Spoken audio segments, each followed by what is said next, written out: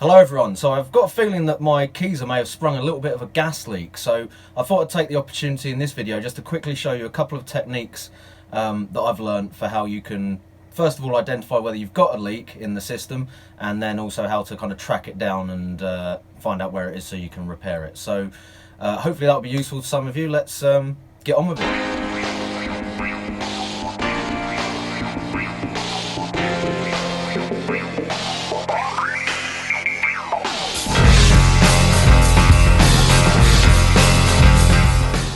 Okay, so most of you will be probably aware of using Star San or leak detection spray or just soapy water to try and locate leaks by spraying it over any joins or seals on the system that you think might be leaking. Now, that works perfectly well, but when you've got a fairly complex sort of system or setup like I've got here, that can be a little bit tedious to go through. So one really quick way just to find out if you've got a leak in the system, which is a lot quicker than going through all of that and will save you obviously quite a bit of time, is to basically charge the system with gas. So as you can see on the regulator over there, we've got the canister open, and or the valve on the canister open even, and pressure set to 20 psi on the master regulator. I've got a whole series of secondary regs in the keezer itself at different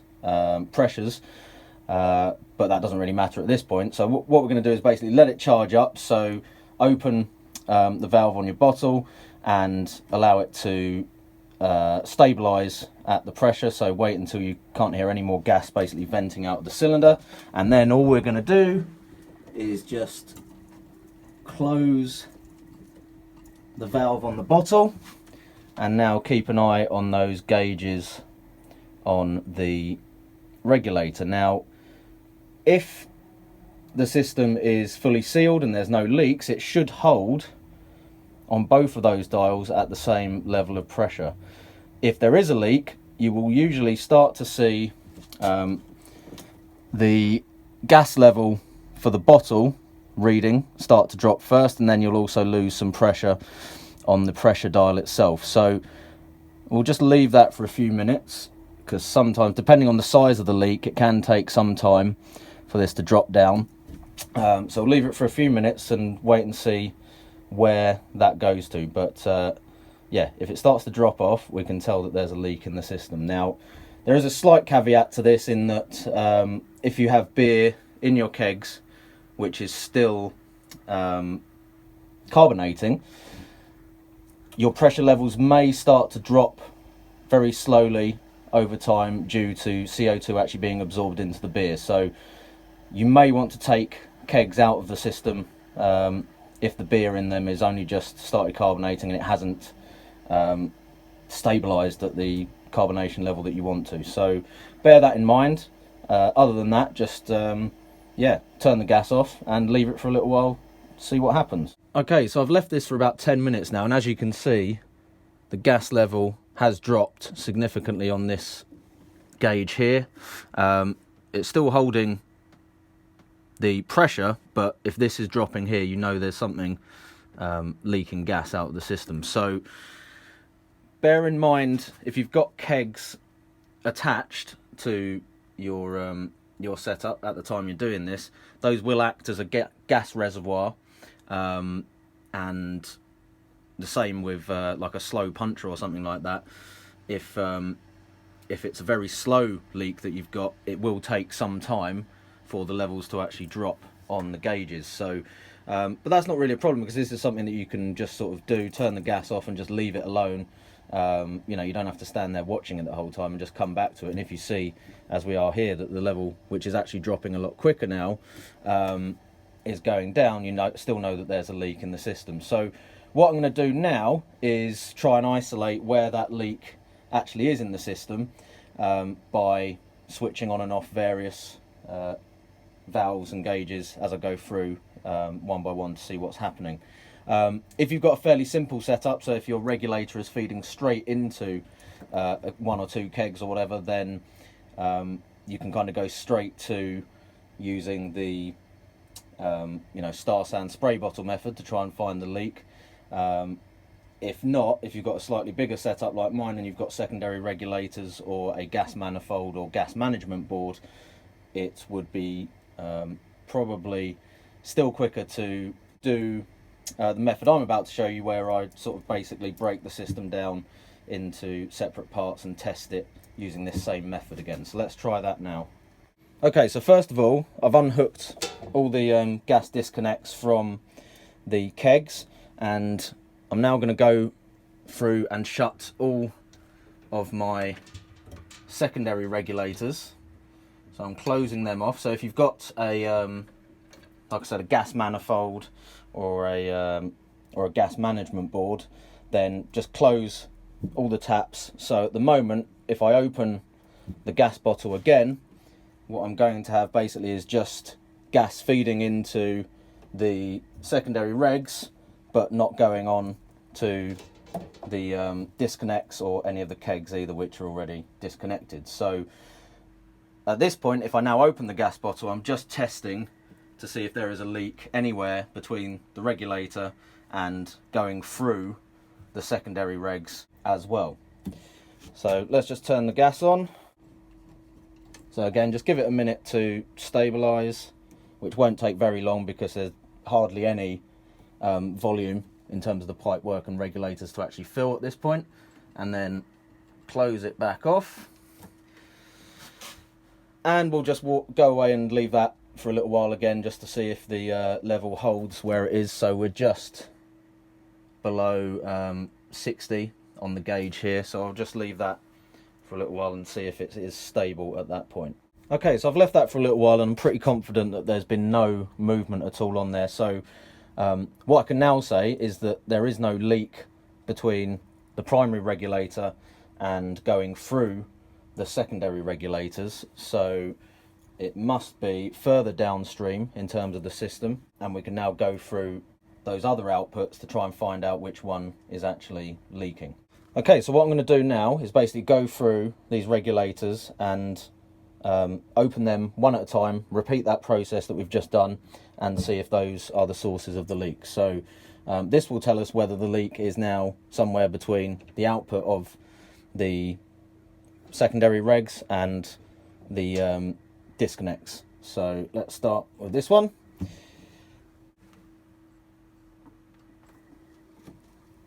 Right, so it looks like we have a winner. So that is dropping, as you can see. So the leak must be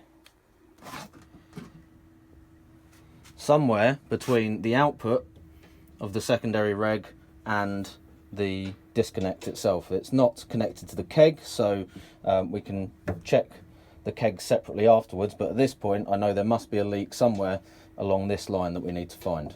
Okay, so it didn't take long for me to find the leak on this one, because when I actually looked closer at the disconnects I could actually hear the gas coming out of it, and yeah, just visually you can see there's actually a split on the hose. So I don't know how I didn't spot that before, and in fact if I had just done a quick visual check of the kegs and disconnects before I started this process, I probably would have found that anyway.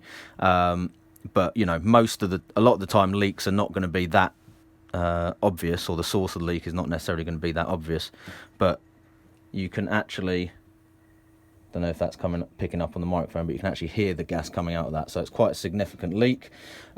These are the barb disconnects, so obviously that has split the gas line for some reason. Not too sure why that would have happened. Maybe it's just had a little bit too much flex put on it or something like that, but I will chop a little bit off of there and re-clamp it onto the disconnect, and hopefully that won't happen again. Bearing in mind it has failed in this way, I may actually look at getting some replacement disconnects with the screw fittings and use John Guest fittings rather than the barbed ones, because yeah, if that can happen once, obviously it's something that might happen again with these particular ones that I've got here. Okay, so let's fix that, and then we'll check again and see if there are any other leaks. Okay, so I've sorted out those damaged, was it that one? No, it was this one down here. Right, so I've sorted out the split gas lines and reattach those, so that's that problem fixed. But when I retested the system with these all open, there was still a very, very slight drop in pressure happening. So I've just gone over the connections and the disconnects with a little bit of Star San, and I have found that there is a little bit of gas coming out of this disconnect here, so you can just see the bubbles there coming up from the pin, so it's not sealing 100% on there as it should. So obviously the spring and rubber washer in there is not coming down. Now it's not, the cap on there is not too loose, so that's not the problem, but this is something that I have come across a couple of times before. Normally obviously when it's connected to the keg it won't matter, because as long as the seal on the keg post is airtight, and obviously that would be open anyway at that point, it's not going to make any difference. But if you are leaving disconnects unconnected and there is gas to them, then this could very slowly lose you quite a bit of gas over time. So in my case it's not too much of a problem, because I normally shut off the secondary regs anyway. But if you do have a system where you don't have any manifold valves or gas management or secondary regs like this, you won't necessarily have the option to do that. So something to be aware of. I'm not going to worry too much about trying to fix this. Sometimes when you just let a bit of gas off of these, so and it reseats the washer, it can help, but it does look like there's still some leakage going on there. So yeah, I may take that apart and just try and kind of grease the seals or something like that, but other than that, that one shouldn't be too much of a problem. But I'll test it again now with that one taken out of the system and just check that all the other disconnects and everything are holding their seals properly. Okay, so I've taken that slightly leaky disconnect out of the system, and we do appear to be holding pressure now perfectly fine with all the other ones open. So as long as I remember to make sure that that's switched off when it's not connected to a keg, that shouldn't cause a problem. There weren't any other leaks on that line anywhere that I could see with the Star San spray going over it. So yeah, that's probably it for now. The kegs themselves, obviously I should probably check that the seals and everything on those are all good as well by doing the same test but with all the kegs attached. I won't do that for this video, but obviously I will be checking that after this. So yeah, hopefully that has helped a little bit, just to show the process that I go through when I'm checking for leaks and stuff. If you do it in that kind of methodical way, it will help to make sure that you catch any of the leaks that are there. So testing it with that regulator method, first of all, will let you know where there are leaks in the system, and if you do have more than one like I had there, it will mean that you won't miss the others after you've fixed one or two that you've already found. Other than that, so we've seen a couple of places where you are potentially going to get leaks around the disconnects and so on. I have before noticed that these have kind of worked loose on the top cap as well, so it's always worth doing a little bit of a spray of Star San around that, because there is a seal on the cap which can become a problem. As you've just seen, if your disconnects are not actually on the keg, those pins in there can potentially be a source of leaks.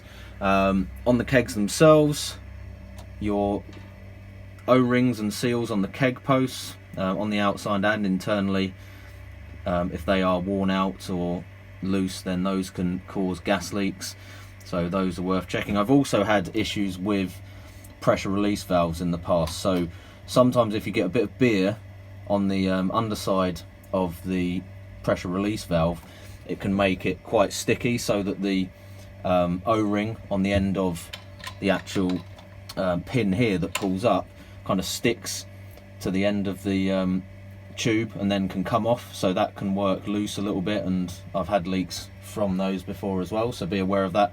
It's worth putting a little bit of grease or lubricant on those just to make sure that they don't stick in that way.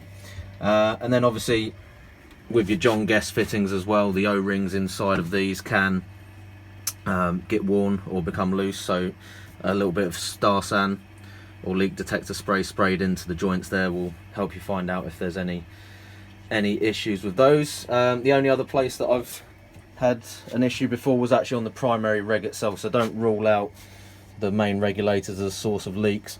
Again, there's kind of John Guest fittings on those and various bits and pieces which can potentially develop leaks. So that thing I did right at the start where I basically had everything disconnected apart from the main regulator, and the secondary regulators would have identified if that was the source of a problem as well. Yeah, so I think that's it. As I said, the regulator seems to be holding pressure now, so I think I've found all of the problems for now, until I check all the kegs and probably find out that half of those are not sealing properly as well. But that's it for now. So cheers guys, hope that was helpful, and yeah, worth doing that little check with the regulator every once in a while just to try and find the leaks before you discover you've got them by having a completely empty bottle of CO2, which nobody likes to go through that. All right, okay, so yeah, good luck. I'm the dude, so that's what you call me, you know? That or his dudeness or duder or, you know, El Duderino.